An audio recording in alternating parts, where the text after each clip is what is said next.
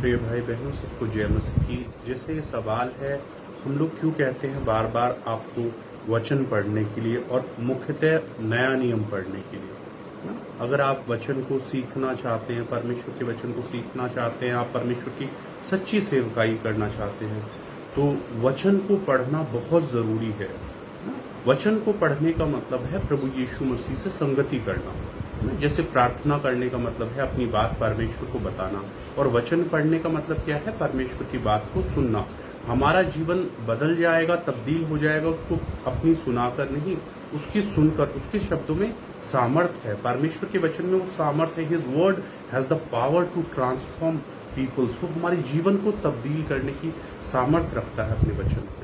देखिए, प्रभु यीशु मसीह ही परमेश्वर का वचन है। लिखित वचन कौन है परमेश्वर का? यीशु कौन है ना? यीशु परमेश्वर का पुत्र है, यीशु हमारा प्रभु है, हमारे उद्धार करता है। लेकिन यीशु ही जीविता वचन है परमेश्वर का। स्तुति को उसके मुंह का शब्द है। जब यूहन्ना रचित सुसमाचार के पहले अध्याय के पहले वचन में हमने देखा क्या लिखा है? आदि में वचन था, वचन परमेश्वर के साथ था और वचन ही परमेश्वर था। यानी कि जो लिखा हुआ शब्द है बाइबल का, वो क्या है? वही परमेश्वर है।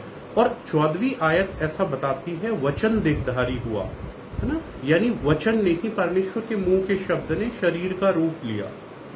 और जब आप वचन से संगति कर रहे हैं, तो आप किससे संगति कर रहे हैं? परमेश्वर से संगति कर रहे हैं। बिना वचन को पढ़े हुए आप परमेश्वर से संगति कर ही नहीं पाएंगे। वचन को आदर करना, परमेश्वर को आदर करना है। वचन की बात को सुनना, परमेश्वर की बात को सुनना है। इसको हम देखेंगे जब दोबारा आप पढ़ सकते हैं 1 यूहन्ना उसके 1 अध्याय का पहला वचन। उसमें लिखा है कि जीवन के वचन का हम लोगों ने दर्शन किया। जीवन का वचन कौन? यूहन्ना जो प्रेरित थे वो बता रहे, प्रभु यीशु मसीह का हमने दर्शन किया। इब्रानियों में आप इसको देख सकते हैं। इब्रानियों की पुस्तक 1 अध्याय का 2रा वचन, इन अंतिम दिनों में लिखा है, उसने अपने वचन के द्वारा हमसे बात करी, है ना? और उस वचन के द्वारा, जिसके द्वारा उसने सारी सृष्टि की रचना करी थी। सारी सृष्टि की रचना परमेश्वर ने कैसे करी थी? उत्पत्ति की पुस्तक में हम देखते हैं, उसने मुंह से कहा था कि उजियारा हो, उजियारा हो गया था, है ना? और उसने कहा था धरती आसमान बने। उसने सब कुछ कैसे? मुंह के शब्द के द्वारा।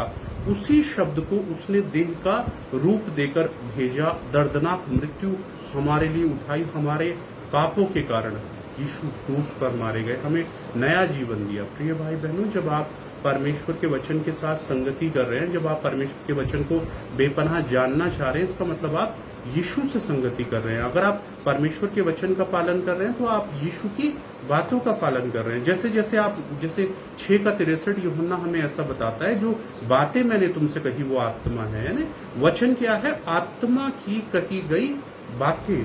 इसलिए जब तुम सत्य को जानोगे, सत्य तुम्हें स्वतंत्र करेगा। सत्य क्या है? परमेश्वर का वचन ही वो सत्य है। 17:17 यूहन्ना ऐसा बताता है। इसीलिए जितना आप परमेश्वर को जानना चाहते हैं, जितना आप वचन को जानते होंगे, उतना आप परमेश्वर को जानते हैं। जब कहा गया मार्ग, सत्य और जीवन कौन है? प्रभु यीशु मसीह। तो मार्ग क्या हुआ? वचन। प्रभु यीशु मसीह वचन है। सत्य क्या हुआ? वचन।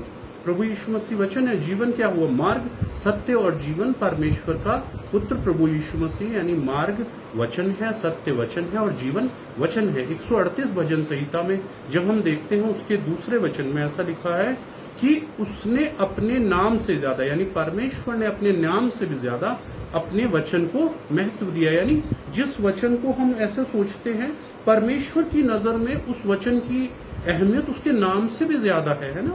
परमेश्वर की अनुग्रह के द्वारा हम देखते हैं, लिखा है 1 कुरिन्थियों 6:17 वचन में लिखा है, प्रभु की संगति में जो रहता है वो उसके साथ एक आत्मा हो जाता है। यानी कि परमेश्वर की संगति में रहने प्रभु की संगति में रहने का मतलब क्या है? वचन की संगति में रहने वाले लोग परमेश्वर के साथ एक आत्मा होते चले जाते हैं, है ना?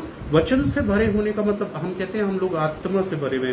जितना आप वचन से भरे हुए होंगे, उतना आप परमेश्वर की आत्मा से भरे हुए होंगे। हम कहते हैं प्रभु में हम लोग बढ़ रहे हैं। प्रभु में बढ़ने का सचमुच में मायना क्या है? इसको बार बार हमने दोहराया। प्रभु में बढ़ने का मायना है यीशु के रूप में परिवर्तित होना, यानी आदतों में, स्वभाव में और चरित्र में। हम सारे लोग आदम की ही संतान थे, लेकिन अब आदम की संतान परिवर्तित हुई किसकी? यीशु के वंशजों में, यीशु की संतान में। यीशु कौन है? परमेश्वर की संतान है। प्रिय भाई बहनों, और ऐसा लिखा है, जब हम देखते हैं 2 यूहन्ना 2 कुरिन्थियों उसके 3 अध्याय का 14th वर्स कि पुराना नियम पढ़ते हुए नया नियम क्यों पढ़ना है। देखिए, सबसे पहले तो हम नई वाचा के अंतर्गत रहते हैं।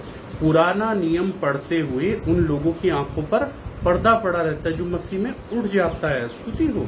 नए नियम के अंतर्गत हम लोग रहते हैं। 260 अध्याय हैं नए नियम में। अगर आप 8-9 अध्याय रोज पढ़ते हैं तो आप एक महीने में एक बार नया नियम पूरा पढ़ सकेंगे। और अगर आप इस तरह से चलते हैं तो आप बहुत अच्छी तरह से परमेश्वर के वचन को जान पाएंगे। और देखिए, एक बात को समझिए आप, परमेश्वर अगर आप चाहते परमेश्वर अपने वचन को आपके ऊपर प्रकट करे तो 11 का 25 ऐसा साफ साफ बताता है मती, उसने अपनी बातें समझदारों, ज्ञानियों, बुद्धिमानों से छुपा कर रखी हैं, बालकों पर प्रकट करिए। यानी 33 का जब 4 भजन संहिता में लिखा है उसका वचन सीधा है ना।